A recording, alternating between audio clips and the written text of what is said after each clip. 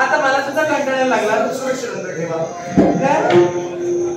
असं काय करता? नको नको. किती ते तुमचे पराक्रम. होय होय. दूरवरून पाहत पाहत आले. थट्टा करतात का? थट्टा? अहो तुमचे पराक्रम पाहिल्यानंतर एवढं मन समाधानी झालं ना. आणि तुमचं हे देखणं रूप पाहिल्यानंतर मी तर हसण्याची स्मिता. नक्की पण एवढ्या प्राणपणाने लढणारे असे वीर आपण आहात.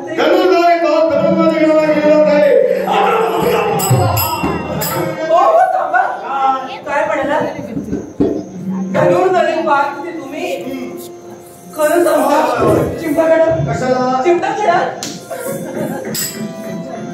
म्हणजे स्वप्न नाही तर सत्य आहे. खरंच कित्येक दिवसांची इच्छा होती अशा ह्या धनुर्धारी पात्रांना भेटण्याची. तू असू नको. कित्येक दिवसांची इच्छा होती. असू नको. अहो आनंद होतोय मला.